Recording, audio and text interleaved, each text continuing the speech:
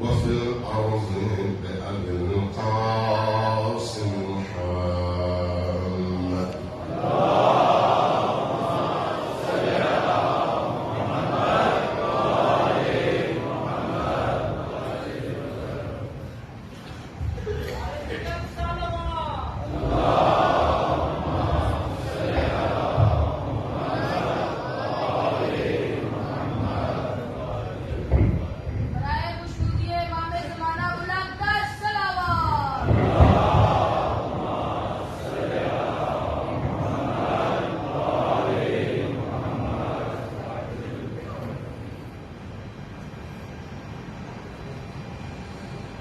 والصلاة والسلام على أولادها الطيبين الطاهرين المعصومين الميامين،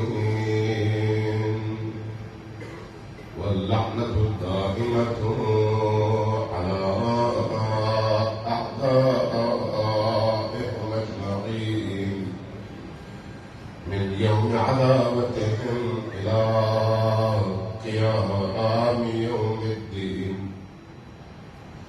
أما بعد، فقد قال الله تبارك وتعالى في كتابه المجيد وهو أصدق القائلين وقوله الحق. بسم الله الرحمن الرحيم.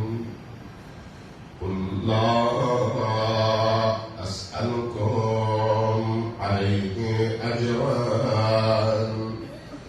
إلا المودة في القربى.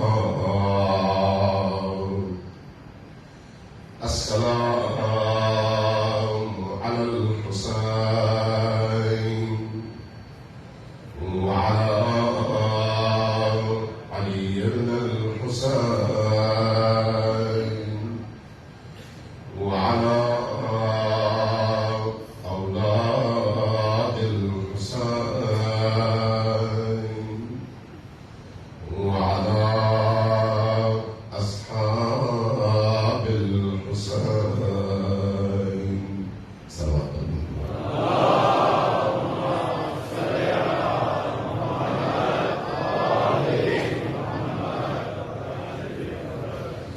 مجلس حسین مجلس نور ہے، مجلس سرور ہے، دلوں اور سارے وجود کو زندہ کرنے کی مجلس ہے، پاکیزگی کی مجلس ہے، اور زندگی کی تمام لذتوں سے بڑھ کر عظیم ترین لذت کے حصول کی مجلس ہے۔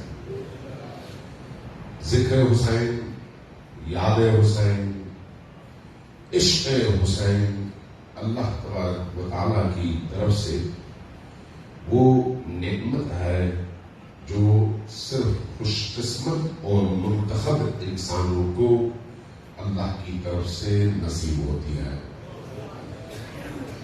ہر شخص اس کا اہل نہیں ہوتا، ہر دل اس کا ظرف نہیں بنتا، ہر انسان اس نعمت کو اٹھا نہیں سکتا اور لے کر چل نہیں سکتا۔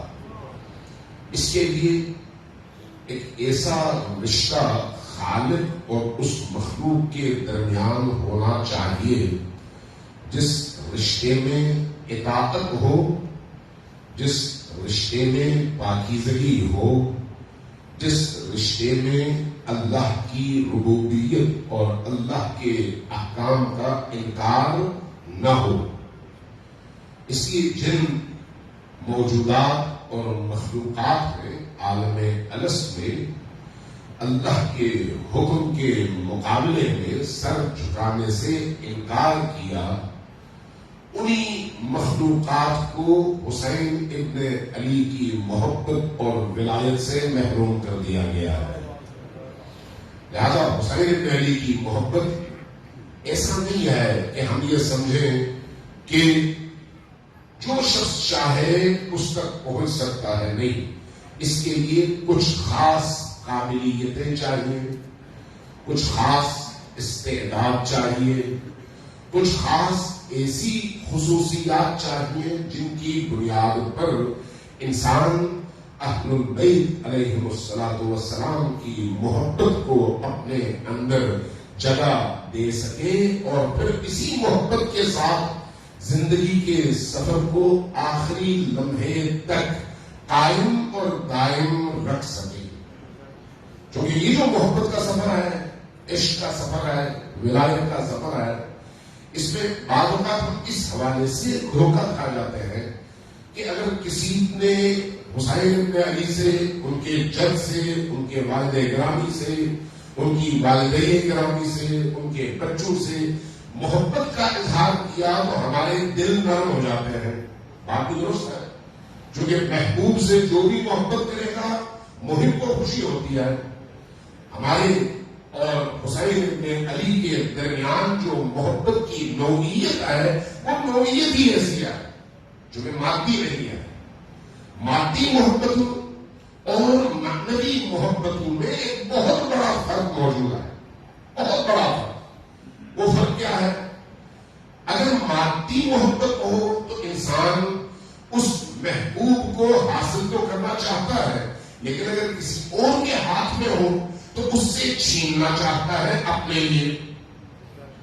اس دور میں رقابتیں شروع ہو جاتی ہیں، اس دور میں دشمنیاں شروع ہو جاتی ہیں، اس دور میں جھگڑے شروع ہو جاتے ہیں، اور اسی رقابت میں نفرتیں جنم لیتی ہیں، اور ان نفرتوں کے نتیجے میں اور اس خود خواہی کے نتیجے میں اپنے لیے اس محبوب کو طلب کرنے کے نتیجے میں پھر ان دونوں افراد کے درمیان لڑائی شروع ہو جاتی ہے. اور اسی کو آپ کہتے ہیں مفادات کی لڑائی، چاہے وہ مال کے مفادات کے حوالے سے ہو، زمین کے حوالے سے ہو، کسی اور چیز کے حوالے سے ہو. جو بھی مادی محبت ہوگی اس میں اس کی خصوصیت یہی ہے. لیکن جہاں پر معنوی محبت ہوگی، جہاں پر اس محبت کا تعلق روح سے ہوگا، وہاں پر رفاقت ہوتی ہے، رقابت نہیں ہوتی. رقابت جب نہیں ہوتی تو پھر کیا ہوتا ہے؟ پھر اس محبوب کو چاہنے والا بھی انسان کو اچھا لگتا ہے، اور انسان چاہتا ہے کہ اس محبوب کو ہر انسان کے سامنے پیش کرے اور ہر انسان اس محبوب کو چاہے. جو بھی اس کو زیادہ چاہے، اس چاہنے والے سے آپ کے دل میں رقابت پیدا نہیں ہوتی، اس کے لیے محبت پیدا ہوتی ہے، اس کے لیے رفاقت پیدا ہوتی ہے. جبکہ اس کے مقابلے میں مادی چیزوں میں نفرت پیدا ہوتی ہے، رقابت پیدا ہوتی ہے، مقابلے کا عنصر جنم دیتا ہے. اس لیے اہل البیت علیہ السلام کی محبت اگر کہیں پر نظر آئے تو خوشی طبیعی ہے، نیچرل ہے، فطری ہے. لیکن عقل یہ کہتی ہے کہ یہ کافی نہیں ہے جب تک وہ محب زندگی کے آخری لمحے تک اس محبوب کے ساتھ کھڑا نہ ہو اور اس کے دشمنوں سے بیزار نہ ہو. دونوں شرط ہے. جب آپ کہتے ہیں لا الہ الا اللہ محمد رسول اللہ، تو لا الہ الا اللہ کے اندر خود یہ تولا اور تبرہ موجود ہے. لا الہ تبرہ ہے، الا اللہ تولا ہے. تو یہ جو تولا اور تبرہ کا آغاز آپ دین کے اندر داخل ہوتے ہوئے کرتے ہیں، یہی تولا اور یہی تبرہ محمد رسول اللہ کے ساتھ بھی ہے اور علی امیر المؤمنین ولی اللہ کے ساتھ بھی ہے. لہذا صرف محبت کرنا کافی نہیں ہے، لیکن اگر محبت ہو ان ہستیوں سے اور دشمنی اور نفرت اور عداوت ہو ان سے، دشمنی رکھنے والوں سے، تو پھر اس کیفیت کا انسان کی روح پر، اس کے وجود پر ایک خاص اثر مرتب ہوتا ہے. کوئی بھی کام دنیا میں ایسا نہیں ہے جو بے اثر ہو. کوئی بھی کام، اگر آپ کے سامنے کوئی شخص خدا نہ خواستہ آپ کی توہین کرتے ہوئے آپ کو گالی دے، گالی اس میں کوئی روڑا تو آپ کو نہیں مارا، کوئی لکڑ، کوئی پتھر، کوئی ایسی بھاری چیز تو آپ کو نہیں کھائی، اس نے صرف ایک لفظ پھینکا ہے اپنی زبان سے، لیکن اس لفظ کا اثر کہاں تک جاتا ہے؟ آپ کی روح متاثر ہوتی ہے، آپ کی سوچ متاثر ہوتی ہے، آپ کا سکون برباد ہو جاتا ہے. کیوں؟ لفظ کے اثر کی وجہ سے. جبکہ وہ لفظ کوئی گرم نہیں تھا کہ اس کی وجہ سے آدمی جلے، کوئی پتھر نہیں تھا کہ اس کی وجہ سے اس کا مادی بدن زخمی ہو. اس کا مطلب یہ ہے کہ لفظوں میں بھی اثر ہے، لفظوں میں بھی اثر ہے، چاہے وہ منفی ہو چاہے وہ مثبت ہو. اگر کوئی شخص آپ کی تعریف میں دو چار جملے کہے، ہر لفظ آپ کو اتنا پیارا لگتا ہے، آپ بار بار ذہن میں اس کو تکرار کرتے ہیں، اس نے میرے بارے میں یہ لفظ کہے. اور بعض اوقات ہمارے جو بہت سارے ایسے مؤلفین اور مصنفین ہوتے ہیں جو اپنی کتاب میں اپنے بارے میں دوسروں کی تقریرات اور دوسروں کے جملوں کو نمایاں کر کے لکھتے ہیں کہ انہوں نے میرے بارے میں یہ کہا. کیوں؟ اس لیے ان کو بڑا اچھا لگتا ہے کہ میری قرآن نے تعریف کیا. یہ کیوں اچھا لگتا ہے؟ اس لیے کہ لفظوں میں اثر ہے. جب لفظوں میں اثر ہے تو وہ اثر کس وجہ سے ہے؟ اس کے معنی کی وجہ سے. اگر وہ لفظ بے معنی ہوتا تو اثر ہوتا نہ ہوتا.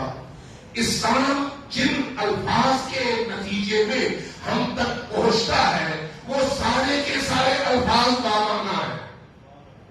دین جن الفاظ کو ہمیں سکھاتا ہے، جو الفاظ اور ہمیں جن الفاظ کو پڑھنے کی تاکید کرتا ہے، وہ سارے کے سارے الفاظ زندہ بھی ہیں اور بامعنی بھی ہیں.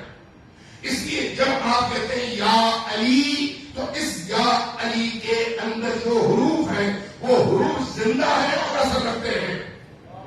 جب آپ کہتے ہیں یا حسین تو اس یا حسین میں جو حروف ہیں وہ زندہ ہیں اور اثر رکھتے ہیں. لیکن کب؟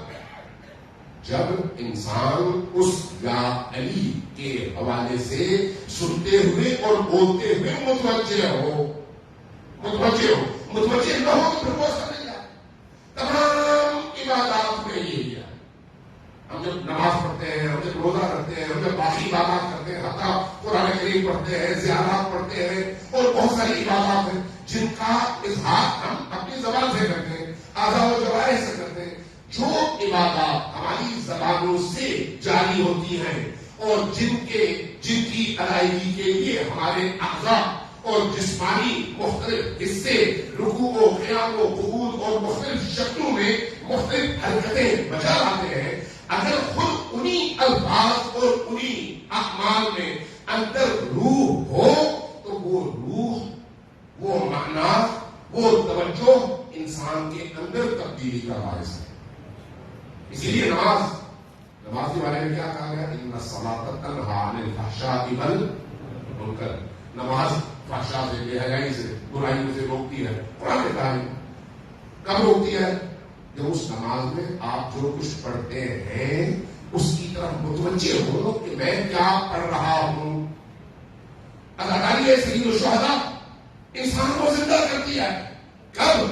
جب انسان متوجہ ہو کہ میں کون سا عمل انجام دے رہا ہوں.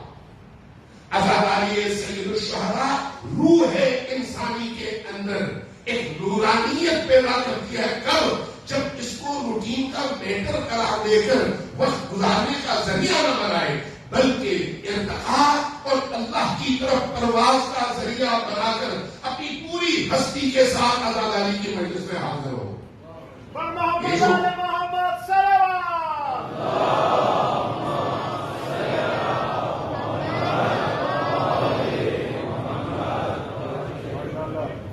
یہ جو عزاداری کی مجلس ہے، مجھے کسی ادادار دوست نے یہاں پر متوجہ کیا، فرمایا کہ چونکہ عبادت کی مجلس ہے تو اس لیے اس میں باوضو ہو کر آئے. میں نے کہا بالکل صحیح ہے، بالکل صحیح ہے. جو لوگ نماز کے لیے آتے ہیں وہ تو ہوتے ہی باوضو ہیں، لیکن جو لوگ نماز کے بعد آتے ہیں وہ کیا کریں؟ آداب عزاداری میں ایک یہ ہے کہ گھر سے نکلتے ہوئے ہی انسان قلبی طور پر اپنے آپ کو تیار کرے کہ اس مجلس میں جا رہا ہے جہاں پر گریا ہوگا اور حسین کا غم سنا جائے گا، بیان کیا جائے گا.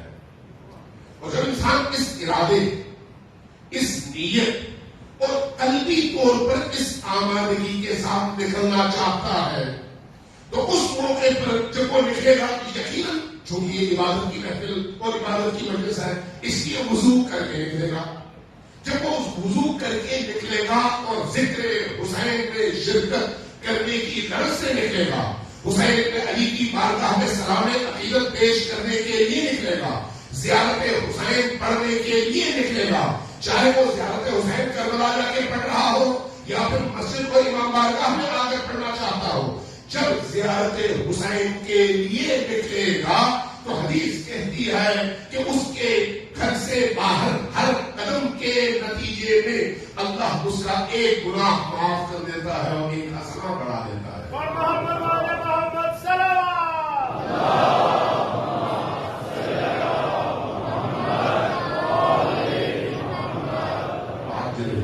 شرط کیا ہے؟ انسان آمادگی کے ساتھ نکلے، تیاری کے ساتھ نکلے، اس شعور اور آگہی کے ساتھ نکلے. یہ جو محرم کا مہینہ ہے، کل چونکہ نہیں میں اس پر بات کر سکا، اس لیے سب اشارتاً دو چار جملے مزید عرض کروں اس حوالے سے کہ محرم کا مہینہ صرف کیلنڈر کا ایک مہینہ نہیں ہے کہ 12 مہینوں میں سے ایک مہینہ محرم کا ہے، نہیں، ایسا نہیں ہے. اس محرم کے مہینے کا تعلق عالم طبیعت سے ہے، عالم طبیعت سے. میں مثال دیتا ہوں. آپ جب یہاں سے نکلتے ہیں اپنے گھر جانے کے لیے، رستے میں مختلف اشارے آپ کو ملتے ہیں. ان اشاروں پر اگر کہیں پر اشارہ سرخ ہو تو آپ اگر گزر جائیں تو آپ پر جرمانہ ہوگا. کیوں؟ اس کو جرم قرار دیا گیا ہے. لیکن کیا اس جرم کا تعلق عالم حقیقت سے ہے یا آپ کے اس دنیا کی مادی زندگی کے انتظام اور انتظام سے؟ اس زندگی کے مادی انتظام سے ہے، اس کا عالم حقیقت سے کوئی تعلق نہیں ہے. لہذا ہو سکتا ہے آج وہاں پر اشارہ ہو، کل وہ اشارہ ہو جائے. ہو سکتا ہے وہ اشارہ موجود ہو، پولیس والا آپ کو جرمانہ کیے بغیر جانے دے. ہو سکتا ہے آپ سے جرمانہ وصول کر لے، چونکہ اس آپ کے عمل کا اس سزا کے ساتھ کوئی حقیقی تعلق نہیں ہے.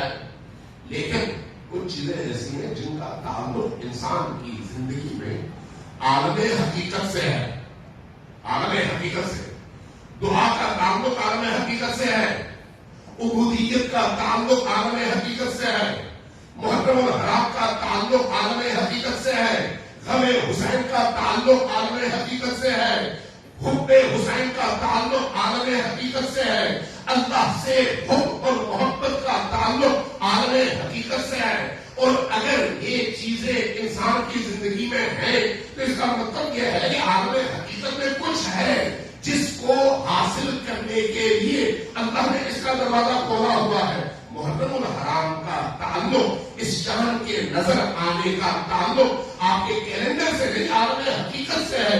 اس لیے اس کے اثرات ہیں اس عالم کون و مکان پر، اس عالم پر اس کے اثرات ہیں. اور وہ اثرات ہو سکتا ہے بعض اوقات آپ کو ان آنکھوں سے نظر آئے اور بعض اوقات آپ کو نظر نہ آئے. جتنا انسان مادی زندگی میں گم ہوگا ان اثرات سے غافل ہوگا. اثرات ہے لیکن وہ غافل ہوگا. جتنا وہ ان مادی تمام بیماریوں سے، زنجیروں سے آزاد تر ہوتا چلا جائے گا، عالم حقیقت تک اس کی رسائی آسان تر ہوتی چلی جائے گی. پردے ہٹتے چلے جائیں گے اور جیسے جیسے پردے ہٹتے چلے جائیں گے ویسے ویسے عالم حقیقت کے وہ راز اور وہ اسرار اس پر آشکار ہوتے چلے جائیں گے. ان میں سے ایک محرم الحرام بھی ہے، ان میں سے ایک محرم الحرام بھی. محرم الحرام اس کی دلیل کیا ہے؟ جب آپ عاشور کے والے سے آپ نے بہت ساری خصوصیات سنی ہوگی. خود عاشور کے دن کے حوالے سے جب کربلا میں واقعہ رونما ہوا تو احادیث بتاتی ہیں کہ آسمان سے بارش ہوئی اور خون کی بارش ہوئی. یہ جو خون کی بارش ہوئی کیا یہ حادثاتی طور پر ہوئی؟ نہیں، اس کا کوئی تعلق ہے عالم حقیقت سے. جب کوئی پتھر اٹھایا جاتا تو اس کے خون سے، اس کے اٹھانے سے زمین سے پانی کی جگہ خون ابلتا. کیا اس کا تعلق کسی مادی امر سے ہے یا پھر عالم حقیقت سے؟ عالم حقیقت سے. اس کو گزر گئے 1500 سال، 1400 سال. آج جن لوگوں کو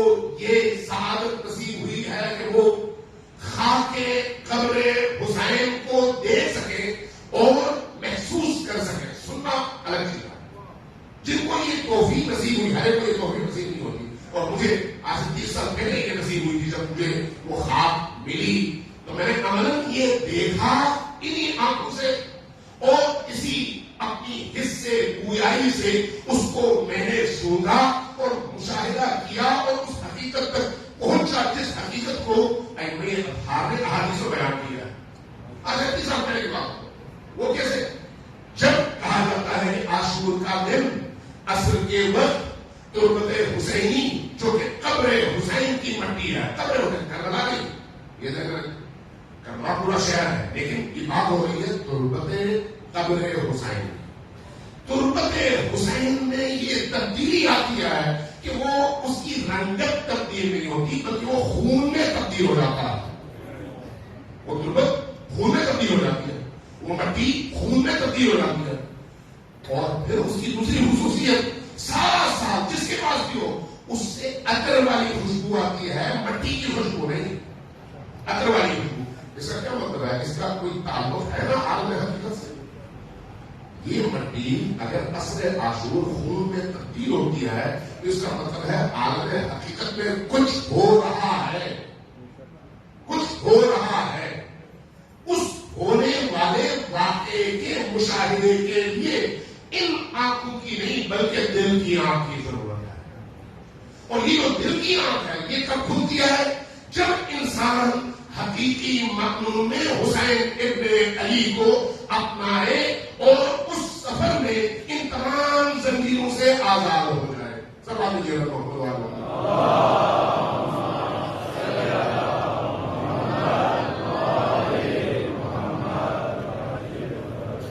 کہیں اور بھی یہ واقعہ نقل کیا تھا، آپ کو بھی سنا دیتے ہو، چونکہ واقعی ایسا ہے جس سے انسان کی روح میں تازگی پیدا ہوتی ہے. یعنی انسان واقعی محسوس کرتا ہے کہ ہم ان حقیقتوں سے کتنے غافل ہیں. ہمارے فقہ اور اصول دونوں کے استاد تھے جناب مولانا عائض زہدی صاحب بھی انہیں سے پڑھے ہوئے ہیں اور ہم بھی ہم ساتھ میں ہوتے تھے. استاد وجدانی وفات پا گئے، وہ خود بھی مجتہد تھے، انگریز تھے، وفات پا گئے اور وہ خود شاگرد تھے علامہ طباطبائی کے. انہوں نے جو ہے ایک واقعہ سنایا، کہا کہ عاشور کا دن تھا، میں حرم حضرت معصومہ سلام اللہ علیہ میں حاضر ہوا، جتنی بھی عبادات تھی اس دن کی انجام دی. دل بوجھل تھا، رونے کے بعد، عزاداری کے بعد، عبادات کے بعد اس بوجھل دل کے ساتھ میں حرم سے نکلا. سامنے میدان آستانہ ہے، اس کے درمیان ایک بازار ہے، بازار کے درمیان میں ایک قبرستان ہے، 1 کنال 1.5 کنال کا پلاٹ ہوگا، ارد گرد ساری دکانیں ہیں، درمیان میں قبرستان ہے. اور اس قبرستان میں اللہ کے بڑے بڑے اولیاء دفن ہیں، بڑے بڑے اولیاء. اب یہ شہداء بھی دفن ہے لیکن پرانے زمانے سے بڑے بڑے اولیاء کو وہاں پر دفنایا گیا ہے. لوگوں کو نہیں پتا، اہل بصیرت اہل دل جاتے ہیں وہاں. کہ میری خواہش پیدا ہوئی، میں بھی ادھر چلا گیا. جہاں پر گیا تو میں نے دیکھا سامنے ایک قبر کے کونے پر علامہ محمد حسین طباطبائی تشریف فرما ہے، بیٹھے ہوئے. عاشور کا دن ہے اور ان کا ظاہری حلیہ بھی ایسا ہے کہ اس کو دیکھ کر ہی محسوس ہوتا ہے کہ آج یہ بہت بڑے صاحب عزا ہے اور عزا کی کیفیتوں کے پورے وجود پر حاوی ہے.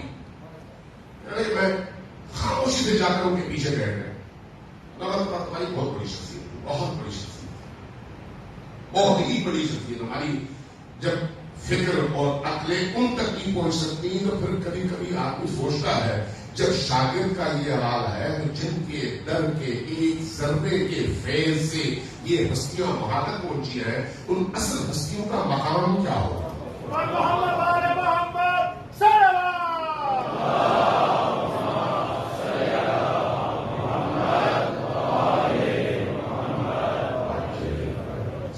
بصیرت شخصیت جو ان آنکھوں سے نہیں اس آنکھ سے دیکھنے والی شخصیت. کہتے میں ان کے پیچھے کافی دیر بیٹھ گیا، بیٹھا رہا. جب ان کی عبادت ختم ہوئی تو انہوں نے پیچھے مڑ کر میری طرف دیکھ کر بغیر کسی مقدمے کے اس سے پوچھا کہ تمہیں پتا ہے کہ آج کیسا دن ہے؟ تو مجھے تو پتا ہے کہ آج عاشور کیلنڈر کا محرم میں 10واں دن ہے. اس کا مطلب ہے استاد مجھ سے یہ نہیں پوچھتے کہ آج کون سا دن ہے، وہ کچھ اور حقیقتوں کی طرف مجھے متوجہ کرنا چاہتے ہیں. میں نے کہا استاد آپ ہی بتائیے آج کیسا دن ہے؟ فرمایا آج وہ دن ہے جب کائنات کا ذرہ ذرہ حسین ابن علی کے قتل ناحق کے غم میں خون کے آنسو رو رہا ہے. کائنات کا ذرہ ذرہ. یہ کہا زمین پر ہاتھ رکھی, مٹی اٹھائی, میرے سامنے یوں ہتھیلی کھول دی تو میں نے دیکھا ان کے ہاتھوں میں جو مٹی تھی مٹی نہیں تھی, سارے کا سارا خون تھا.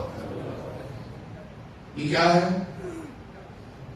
یہ لوگوں کی بنائی ہوئی چیز نہیں ہے, قراردادی نہیں ہے, یہ عالم حقیقت ہے. صرف پردہ ہٹنے کی دیر ہے. جن کو نہیں معلوم, جن کے اندر ایمان نہیں ہے, جن کے ایمان کا لیول اتنا کمزور ہے, ان پر ٹائم ضائع کرنے کی کوئی ضرورت نہیں ہے. یہ وہ حقیقتیں ہیں کہ کوئی انکار کرے یا نہ کرے, کائنات کی حقیقت ہے. لہذا جب محرم کا چاند نظر آتا ہے تو کائنات کی اس پوری حقیقت میں ایک تبدیلی آتی ہے. اب اللہ کا ارادہ یہ ہے, مشیت یہ ہے, اہل بیت کی تعلیمات یہ ہے کہ یہ جو باشعور اور مختار انسان ہے وہ اس کائنات کی تبدیلی کے ساتھ ساتھ خود ہم آہنگ ہو اور اپنے اندر بھی تبدیلی کر کے کائنات کی اس فطرت کے ساتھ خدا کی طرف سفر کا آغاز کرے. محرم اس سفر کے لیے ہے. انسان روح کے ساتھ, فکر کے ساتھ, ارادے کے ساتھ, نیت کے ساتھ, پاکیزگی کے ساتھ, نورانیت کے ساتھ, عشق محمد و آل محمد کے ساتھ اور معرفت کے ساتھ اس سفر کا آغاز کرے اور ہر گزرتے دن کے ساتھ ارتقائی منزلیں طے کرتے ہوئے اس مقام تک پہنچے جو مقام اس کی ظرفیت کے مطابق اس کے انتظام ہے. سب مجھے محمد و آل محمد.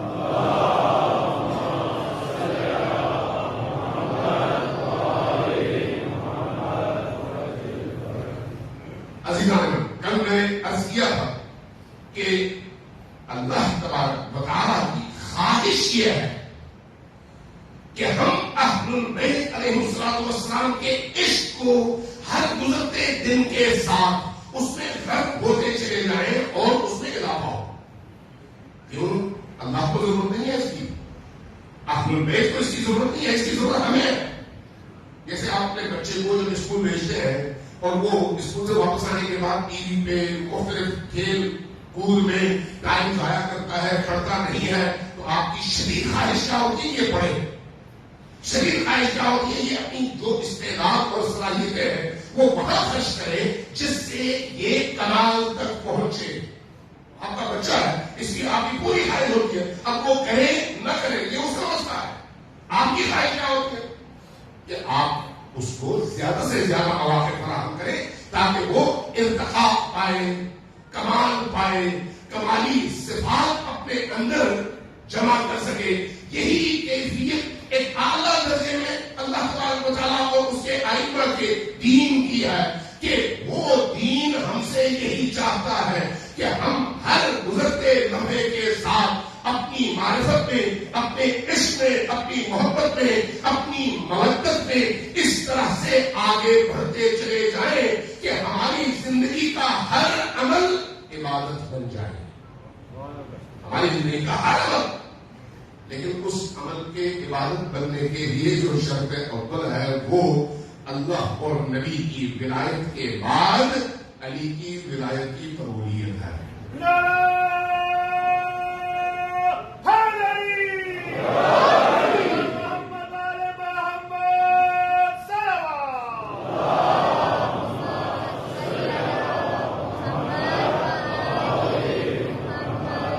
علی کی ولایت کی قبولیت کے بغیر انسان اس مقام تک پہنچ ہی نہیں سکتا, ممکن نہیں ہے. آج میری طرح اتنا ٹائم ملے یا نہ ملے, جتنا ملے گا میں وضاحت کروں گا. امام جعفر بن صادق علیہ السلام کی ایک روایت ہے,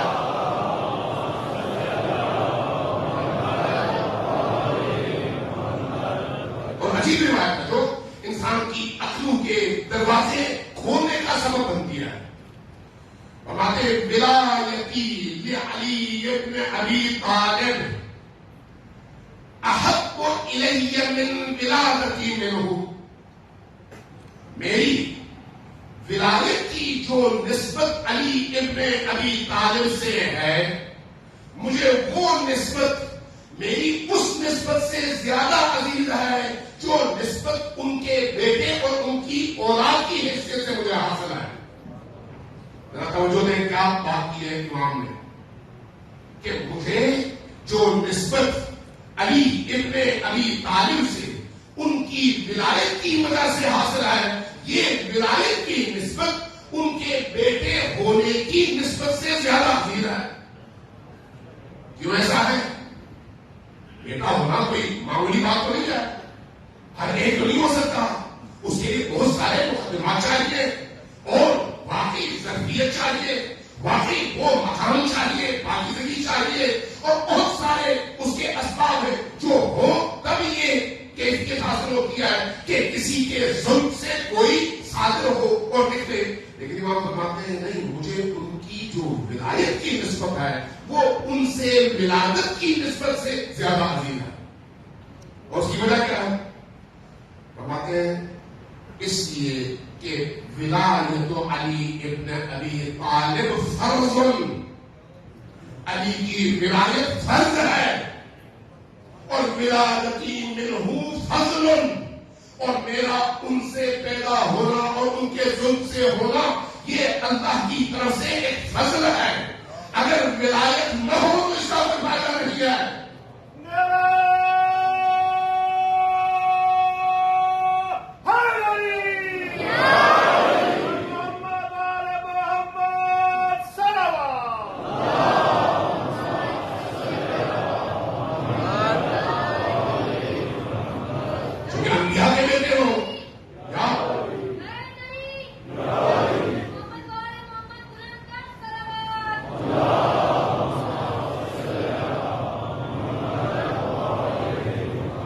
انبیاء کے بیٹے ہوں، اولیاء کے بیٹے ہوں، یا فرض کریں خود ائمہ اطہار علیہ السلام کے بیٹے ہوں، جب ہمارے لیے ان کا مقام قابل احترام ہے جب ان کے اندر ولایت بھی موجود ہو۔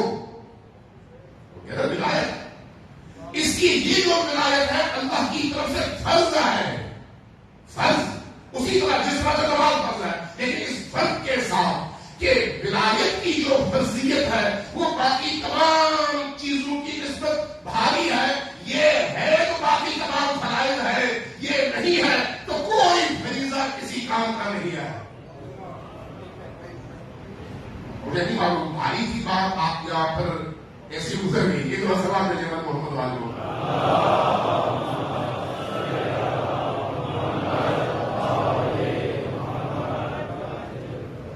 روایت، یہ تشیعوں کی روایت ہے، اہل سنت کی ہے۔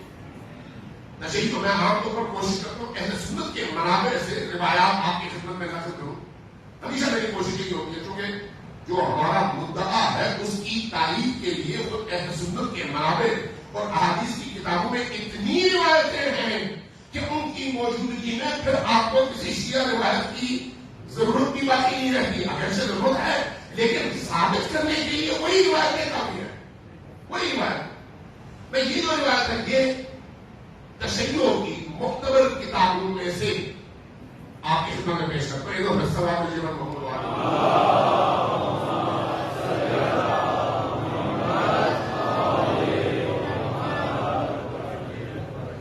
نبی کریم تشریف فرما، امیر المؤمنین بھی آپ کی خدمت میں حاضر ہے، فرماتے ہیں یا علی، اے علی، کون سے سنو، والذی نفسی بیدہ، اس اللہ کی قسم جس کے ہاتھوں میں میری جان ہے،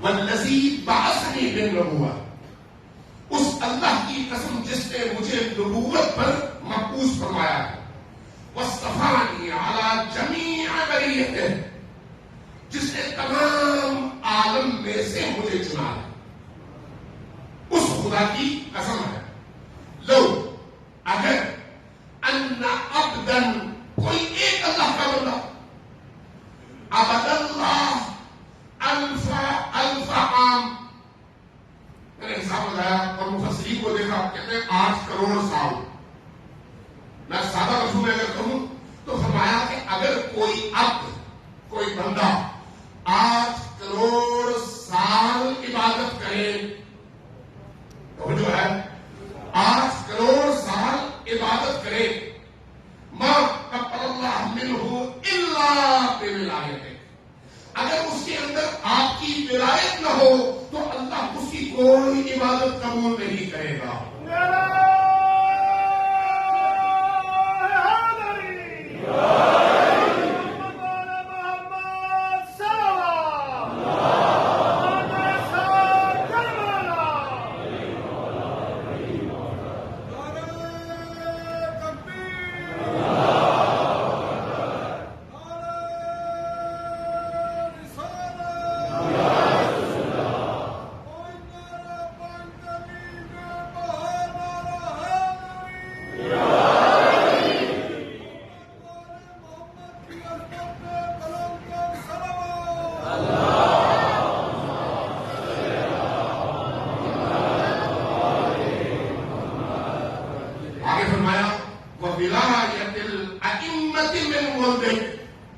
صرف آپ کی ولایت بلکہ آپ کی اولاد میں سے جتنے ولی گزریں گے اگر ان کی ولایت میں داخل ہوئے بغیر ایک عبد خدا اللہ کا بندہ 8 کروڑ سال عبادت کرے تو اس کی عبادت کی کوئی حیثیت نہیں ہے. کسی ایک ولی کا انکار کر دے، کسی ایک، چاہے امیر المؤمنین علی ابن ابی طالب ہو، چاہے مہدی آخر الزمان ہو، کسی ایک کی ولایت کے انکار کا نتیجہ یہ ہے کہ اس نے چاہے کوئی بھی عبادت کی ہو، اس کی عبادت کی کوئی قیمت نہیں ہے. کامیاب محمد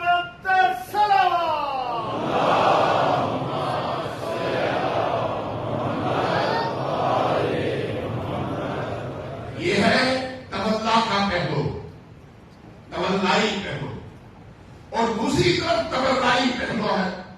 عام طور پر لوگ غلط فہمی کا شکار ہوتے ہیں، تبرع سمجھتے ہیں گالی دینے کو، نعوذ باللہ من ذالک. بھائی تبرع گالی دینا نہیں ہے،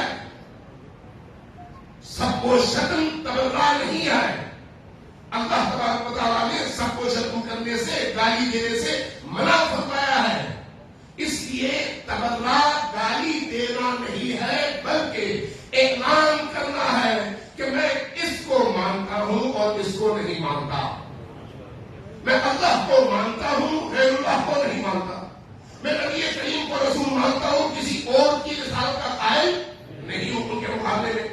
میں علی کو اپنا مولا، اپنا امام، اپنا ولی، اپنا خلیفہ مانتا ہوں، کسی اور کو نہیں مانتا. یہ نہ ماننا گالی نہیں ہے، اور اسی کو ہم عقائد اور کلامی زبان میں تبرع کہتے ہیں. جو ہمارے ہاں 10 فروعات ہیں ان میں سے ایک تبرع ہے. تو تبرع گالی دینا نہیں ہے، یہ ہمیشہ ذہن میں رکھیں. اور گالی دینا ائمہ کی تعلیم کے مطابق سب سے برا فعل ہے، سب سے برا فعل. حتیٰ بدترین مخلوقات کو گالی دینے سے انہوں نے منع کیا ہے. اس لیے گالی دینا ان کے دشمنوں کا شیوا ہے، ائمہ اطہار کا شیوا کبھی بھی نہیں ہے. سمجھ لیجیے محمد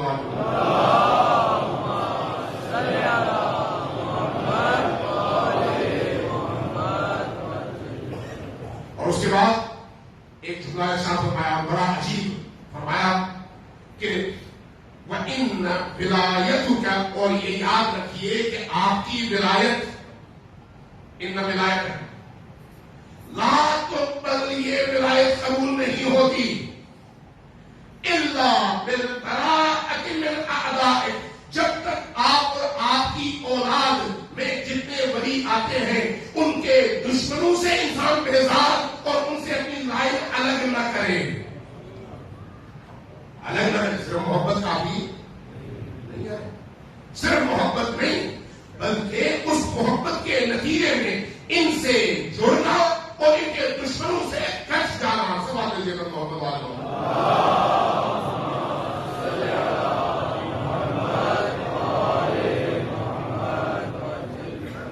اور اس کے بعد فرمایا وَبِذَلِكَ أَخْبَرَنِي جَبْرَائِيلُ، یہ خبر مجھے جبرائیل نے دیا، یہ خبر مجھے جبرائیل نے دیا. اب آگے فرماتے ہیں جس کا جی چاہے قبول کر لے، جس کا جی نہیں چاہتا قبول نہ کرے. لیکن یہ حقیقت ہے کہ اللہ کی بارگاہ میں اگر کوئی عمل قابل قبول ہے تو اس قابل قبول عمل کی قبولیت کا معیار علی کی ولایت و امامت ہے. تمام جی محمد علیہ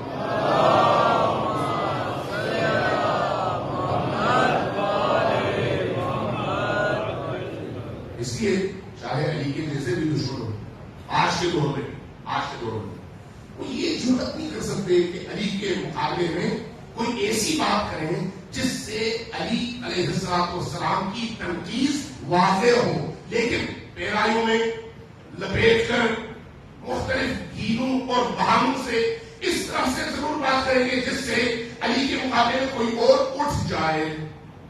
اس طرح ضرور بات کریں، لیکن علی کی فضیلت اور علی کے فضائل اور علی کے مقامات کے حوالے سے کسی کو ضرورت نہیں ہو. یہ روایت خود ام المؤمنین عائشہ سے ہے جو اہل سنت کی مختلف احادیث کی کتابوں میں منقول ہے. ایک روایت حضرت ام المؤمنین نے اپنے والد کے حوالے سے نقل کیا ہے، اور اس سے ملتی جلتی ایک روایت خلیفہ سیمون کے حوالے سے منقول ہے، اور اتنا ہی منقول ہے جتنا میں آپ کے سامنے بیان کر رہا ہوں، اور معتبر بھی ہے. جو میں نے اس پر تحقیق کی ہے اسی لیے عرض کروں یہ معتبر بھی ہے، اور معتبر ان کے ہاں ہمارے ہاں نہیں. وہ کیا فرمایا کہ عائشہ کہتی ہے رائی کو میں نے دیکھا اپنے والد کو ابابکر الصدیق یکسر النظر الی وجه علی، میں نے دیکھا تسلسل سے علی کے چہرے کی طرف دیکھ رہے ہیں. تسلسل سے میں نے پوچھا کہ کیا وجہ ہے؟ فقلت یا ابا، میں نے پوچھا کہ اے ابا جان کیا وجہ ہے کہ انک لتکثر النظر الی علی ابن ابی طالب، علی کے چہرے کی طرف آپ مسلسل دیکھتے چلے جا رہے ہیں، اس کی وجہ کیا ہے؟ فرمایا کہا یا بنی، میری بیٹی میں نے نبی کریم سے یہ سنا ہے، سمعت رسول اللہ یقول کہ انہوں نے ہم سب کے سامنے بیٹھ کر یہ فرمایا النظر الی وجه علی عبادت، علی کے چہرے کی طرف دیکھنا عبادت ہے.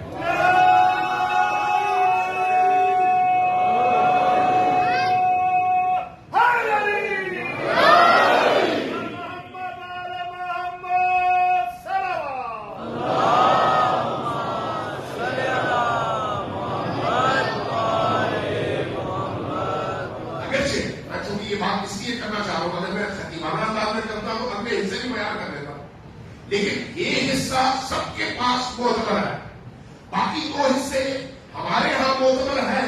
ان کے منابع احادیث میں معتبر ذرائع سے کسی نے نقل نہیں کیا، اس لیے میں وہ دعویٰ نہیں کرتا، لیکن ہمارے ہاں موجود ہے کہ ام المؤمنین نے پوچھا کہ یہ کب ہوا؟ کہا جب ہم نبی کریم کی بارگاہ میں تشریف فرما تھے بیٹے میں. کہا اس کے بعد کچھ اور بھی ہوا؟ کہا بعض لوگوں نے اس سے پوچھا کہ یا رسول اللہ ہم تو باہر سے آئے ہوئے، ہم مدینہ میں نہیں رہتے، تو کیا یہ عبادت صرف اہل مدینہ کے لیے ہے؟ تو جواب میں رسول اللہ نے فرمایا نہیں، تمہارے لیے بھی ہے کافر. ہم اپنے وطن میں اپنے علاقے میں کیسے اس عبادت سے فیض پا سکتے ہیں؟ جواباً فرمایا ذکر علی عبادت.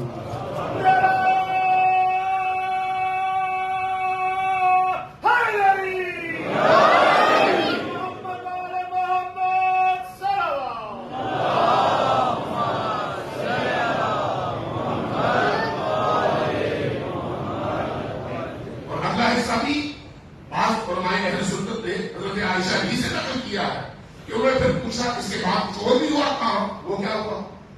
اس لوگوں نے کہا کہ یا رسول اللہ آج بھی ہم دیکھتے ہیں کہ بہت سارے لوگ ایسے ہیں جو علی کو دیکھتے ہیں تو ان کے پیٹ میں مروڑ اٹھتے ہیں، ان کو دیکھتے ہوئے مشکل ہو جاتی ہے. اگر کوئی ایسا وقت آ جائے جب علی کا ذکر ہم نہ کر سکیں تو پھر کیا کریں؟ تو اس پر انہوں نے جواب دیا، نبی کریم نے فرمایا حب علی عبادت، علی سے محبت کرو، وہ دل کی کیفیت کا نام ہے. جب تم علی سے محبت کرو گے تو وہ محبت بھی عبادت کہتا ہے.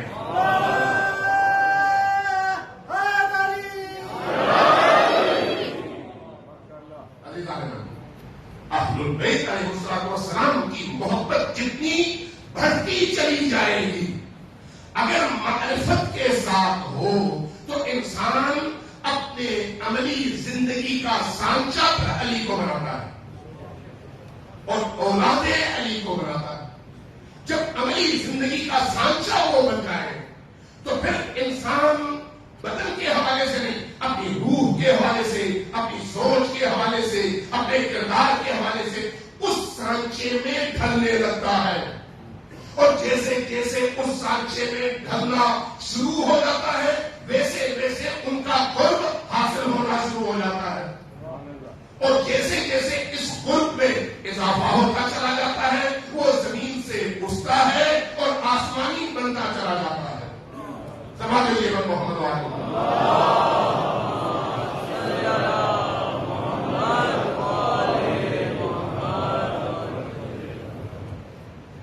عزیزان جنامی، آج دوسری مجلس ہے محرم الحرام اور عجیب کیفیت ہے. دیکھ رہا تھا، پڑھ رہا تھا کہ جب امام حسین علیہ السلام سے طلب بیعت کے لیے دارالامارہ سے بندے آئے اور حسین ابن علی کو بلایا. حسین علیہ السلام اپنے ساتھ جوانان بنی ہاشم کو لے کر گئے. جوانان بنی ہاشم کو باہر کھڑا کیا جو ان کی دینت سے واقف ہے. فرمایا کہ اگر میری آواز اونچی ہو جائے تو تب اندر داخل ہونا مرنا ہے. اندر داخل ہوئے. بتایا گیا کہ امیر شام جا چکا ہے اور اس کا بیٹا خلیفہ بن گیا ہے. اب آپ سے اس نے خط لکھا ہے کہ آپ سے بیعت دی جائے. امام حسین علیہ السلام کا جملہ دیکھیں کتنا منطقی اور خوبصورت ہے. فرمایا کہ کیا تمہیں چھپ کر بیعت چاہیے یا سب کے سامنے؟ چھپ کر بیعت کا تو کوئی فائدہ نہیں ہے. جب سب کے سامنے بیعت ہوگی تو دوسرے لوگ بھی بیعت کے لیے آمادہ ہوں گے. میری بیعت کا مطلب تو یہ ہے. ہاں تو پھر کل دیکھتے ہیں. ٹھیک ہے. جب امام باہر آنے لگے تو ایک شخص نام لینا بھی انسان کو بہت گوارا نہیں ہوتا. ایسے ایسے نجس کردار ہے تاریخ کا. کہنے لگا کہ اے امیر، اگر تم نے حسین ابن علی کو جانے دیا تو پھر وہ ہتھیلی چڑھیں گے دوبارہ.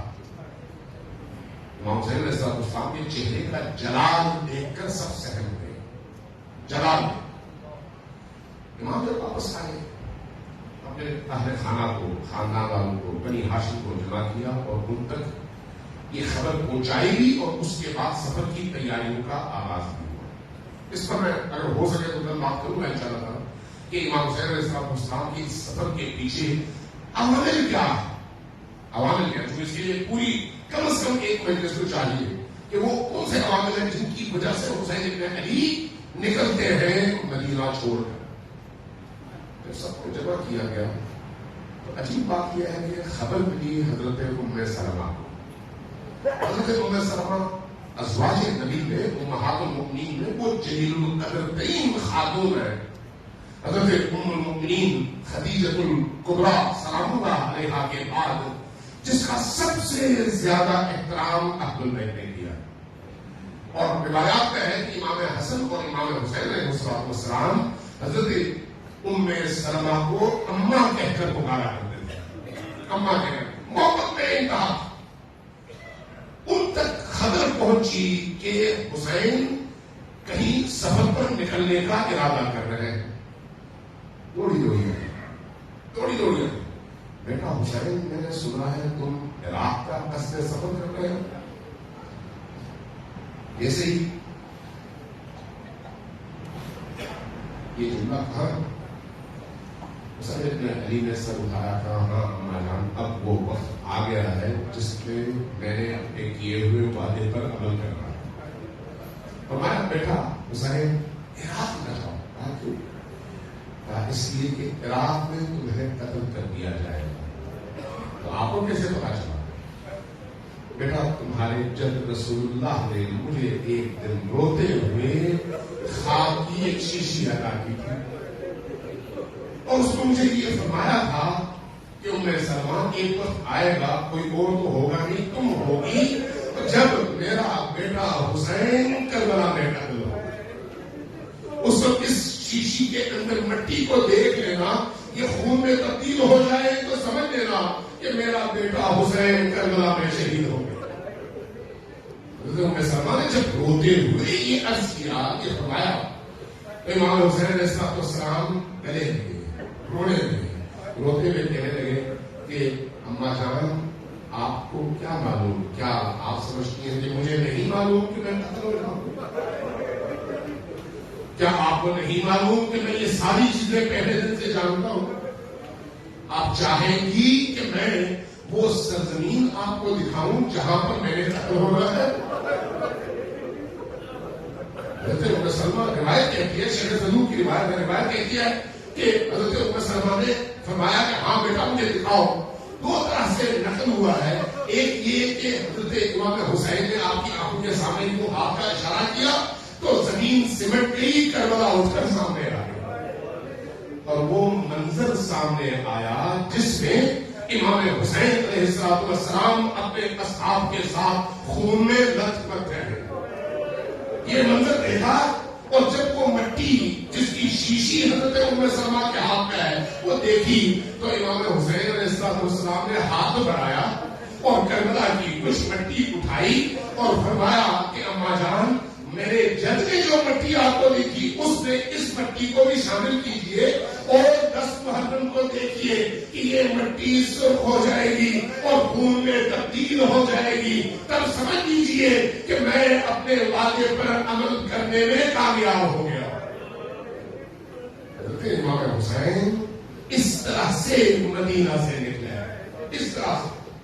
لیکن جب حضرت ام سلمہ کو بتا رہے ہیں کہ مدینہ میں کہ کربلا میں کیا ہوگا تو وہاں پر کیا کہتے ہیں، کس طرح سے منظر کشی کرتے ہیں، اماں جان کربلا میں صرف میں اکیلا قتل نہیں ہوتا ہے، ہمارا ہر جوان قتل ہوگا، میرا بیٹا علی اکبر بھی شہید ہو جائے گا، میرا علی اصغر بھی اس معصومیت میں تیر کھا کر شہید ہوگا، اور صرف وہ نہیں میرے جانثار اصحاب بھی ٹکڑوں میں تقسیم ہوں گے اور خون دے کر میرے ساتھ میرے نانا کی بارگاہ میں پہنچیں گے. صرف یہی نہیں ہے اماں جان، بلکہ میری بہنیں زینب اور ام کلثوم کو بھی زنجیروں میں جکڑا جائے گا، ان کی چادریں چھینی جائیں گی اور ان کو اسیر بنا کر کربلا سے کوفہ اور کوفہ سے دمشق تک لے جایا جائے گا. صرف قتل نہیں ہے، آگے بہت کچھ ہے، آگے بہت کچھ. جب میں اصحاب حسین ابن علی کی تاریخ پڑھتا ہوں تو دیکھتا ہوں کہ امام حسین علیہ السلام کو کیسے کیسے اصحاب اور کیسے کیسے جانثار ملے ہیں. ان جانثاروں میں ایک حر ابن یزید ریاحی ہے. حر ابن یزید ریاحی کی تاریخ پڑھ رہا تھا، میں نے عجیب چیز دیکھی، عجیب چیز، اور یہ امام صادق علیہ السلام کی روایت میں دیکھی. وہ کیا ہے، جب یہی حر لشکر یزید کی سپہ سالاری میں نکل رہا تھا تو ایک دفعہ اس نے اپنے کانوں سے پیچھے سے ایک آواز سنی، اے حر تمہیں جنت مبارک ہو.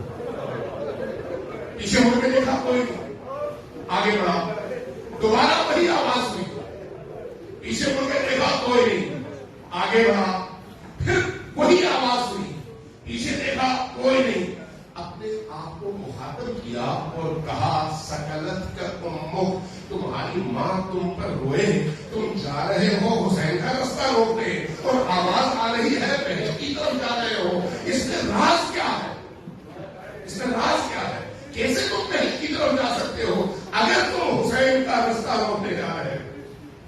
اس لیے آپ دیکھیں کہ جب حسین بن علی کے قافلے کا رستہ حضرت حر نے روکا ہے تو اس وقت بے ادبی کوئی نہیں، بے ادبی کوئی نہیں. جہاں پر روکا اور گھوڑے کی باگوں میں ہاتھ ڈالے اور روکنے کی کوشش کی تو وہاں پر امام حسین علیہ السلام کا مکالمہ دیکھیے. اس مکالمے میں جب امام حسین فرماتے ہیں، سکلت کا امک، تمہاری ماں تم پر روئے، حر یہ تم کیا کر رہے ہو، تو جواب سے کیا کہا، اے امام حسین آپ نے میری ماں کا نام تو لیا لیکن میں آپ کی والدہ کا نام نہیں لے سکتا. آپ کو بھی جانتا ہوں اور آپ کے خاندان کو بھی جانتا ہوں، آپ کو بھی جانتا ہوں اور آپ کی والدہ کرام کو بھی جانتا ہوں. یہ کہا اور پھر بغیر کسی کے علی کے، لیکن اس میں ایک عنصر تھا کہ جب یہ واقعہ ہوا تو پہلی دفعہ جو دکھ ہوا وہ دکھ حضرت زینب سلام اللہ علیہا کو. تاریخ بتاتی ہے کہ پہلا اس سفر میں سب سے پہلی جو تکلیف پہنچی ہے وہ ہر کے لشکر کا رستہ روکنے کے نتیجے میں زینب بنت علی کو پہنچی ہے. اس لیے زینب کا دل بڑا دکھی تھا. اب عاشور کی صبح ہے، عاشور کی صبح ہے اور یہی ہر ساری رات بے چین اور اس بے چینی میں ایک دفعہ مشرق کی طرف دیکھتا ہے، ایک دفعہ مغرب کی طرف دیکھتا ہے، ایک دفعہ آسمان کی طرف دیکھتا ہے. اپنے بھائی کو بعض روایات میں بھائی ہے، بعض روایات میں بیٹے ہیں اور بعض روایات میں دونوں ہیں کہ آواز دیتا ہے. وہ سب آتے ہیں، ان کے سامنے جملہ کہتا ہے ہمارے درمیان اب راز کی بات کوئی نہیں ہے. صبح جب ہوگی تو ایک ایسا معرکہ درپیش ہے جس میں ایک طرف جنت ہے اور دوسری طرف جہنم ہے. کس رستے کا انتخاب کرو گے؟ جب یہ جملہ کہتا ہے تو سب کہتے ہیں جس رستے کا آپ انتخاب کریں گے. کہتا پھر میرے ساتھ چلو. اب جب چلنے کا کہتا ہے تو اس وقت جو کیفیت بعض علماء نے بیان کی ہے وہ بڑی عجیب کیفیت ہے. کس طرح سے اپنے بیٹوں سے کہا کہ بچوں آؤ میرے دونوں ہاتھ میرے پسے گردن باندھ دو، مجھے اس طرح سے باندھ دو کہ میں ایک اسیر کی صورت میں حسین ابن علی کی بارگاہ میں حاضر ہوں. اب بابا جان وہ کیوں؟ کہا کہ میں مجرم ہوں حسین ابن علی، میں مجرم ہوں حسین ابن علی، میں نے حسین کا رستہ سب سے پہلے روکا ہے، اس لیے میں مجرم کی صورت میں ان کی بارگاہ میں جاؤں گا. اس صورت میں جب حسین ابن علی کی بارگاہ میں آئے تو بعض علماء نے لکھا ہے کہ اس وقت گھوڑے سے آرام سے اترے نہیں، گھوڑے کی پشت سے اپنے آپ کو گرا دیا اور حسین ابن علی کی قدموں میں آ کر اپنا سر رکھ دیا. کہا مولا مجھ سے غلطی ہوئی تھی، اسی غلطی کے ازالے کے لیے آیا ہوں، کیا اجازت ہے اور کیا میری بخشش ہو سکتی ہے؟ مولا کرامت کے امام ہے، فرمایا کہ ہاں ضرور ہو سکتی ہے. جب تم دل سے ہماری طرف آ گئے ہو تو تمہاری بخشش بھی ضرور ہوگی. اب صبح عاشور، بعض روایات میں یہ ہے کہ اس حملے میں بہت سارے لوگ شہید ہوئے، لیکن پہلا شخص جس نے خود سے جا کر یزیدی فوج کا مقابلہ کیا اور درکارا وہ ہر ابن یزید علی ہے. لڑے. ایک وقت وہ آیا جب زخم کی تاب نہ لا کر زمین پر گرے تو اس وقت ہر کی زبان سے جو جملہ نکلا وہ یہ ہے مولا حسین اب آئیے اپنے اس مجرم کو ذرا حوصلہ دیجیے. مولا حسین کو پکارا، مولا حسین تشریف لائے. جب تشریف لائے ہر کا سر اٹھایا اپنی گود میں رکھا. جیسے ہی اس کا سر اٹھا کر اپنی گود میں رکھا ہر نے آنکھیں کھولی، کھول کر کہا مولا آپ مجھ سے راضی ہیں؟ آپ مجھ سے راضی ہے؟ مولا نے جملہ فرمایا کہ اے ہر تمہاری ماں نے تمہارا نام درست طور پر ہر رکھا تھا، تم دنیا میں بھی آزاد ہو اور آخرت میں بھی آزاد ہو، تمہیں مبارک ہو جنت کی. ہر کے سر سے خون بے تحاشا بہ رہا تھا، بے تحاشا بہ رہا. وہ لوگ خون بہ رہا تھا، اس کو روکنے کے لیے حسین ابن علی نے اپنی رومال نکالی اور ہر کی پیشانی باندھ دی تاکہ خون رک سکے. اب تاریخ یہ بتاتی ہے کہ ابھی کچھ عرصے پہلے آزادی کے زمانے میں جب قبر کی تعمیر کے لیے کھودی گئی تو دیکھا لاش بالکل تر و تازہ ہے اور پیشانی پر وہی رومال بندھا ہوا ہے. تو قاجار کے بادشاہ کی خواہش کی کہ کسی طرح سے یہ رومال میرے ہاتھ میں آئے. حکم دیا کہ رومال کھولو، کسی اور رومال سے باندھ دینا. رومال جیسے ہی کھولا گیا تازہ خون کا فوارہ نکلا. جیسے خون نکلا کپڑا لائے، باندھنے کی کوشش کی، خون نہ رکا. کوئی اور کپڑا لائے، جب کچھ نہ ہو سکا اور خون نہ رکا تو علماء سے پوچھا کہ کیا کرے؟ کہا کہ وہی رومال جو حسین ابن علی نے باندھا تھا اسی کو باندھو تاکہ خون رک سکے. باندھا گیا، خون رک گیا. میں جب یہ منظر دیکھتا ہوں تو کبھی کبھی سوچتا ہوں کہ مولا حسین آپ کی مظلومیت کتنی عظیم مظلومیت ہے کہ آپ نے اپنے اس طرح کے گناہگار ترین اپنے اصحاب کو بھی اس عزت اور توقیر کے ساتھ رخصت کیا، لیکن جب آپ زمین پر گئے اس وقت آپ کا ساتھ دینے والا کوئی نہیں تھا۔ وہ کیسا منظر تھا جب آپ کا سارا جسم زخمی اور زخموں سے چور تھا۔ اس لیے ہم زیارات میں پڑھتے ہیں، یہ زیارت کسی اور کے لیے نہیں ہے، صرف حسین ابن علی کے لیے ہے کہ اے حسین، آپ کے اس کٹے ہوئے سر پر ہمارا سلام جو نوکے نیزہ پر چڑھا ہوا تھا۔ اے حسین، آپ کے اس سینے پر ہمارا سلام جس پر شکر نے چڑھائی تھی۔ اے حسین، آپ کے جسم کے ہر ہر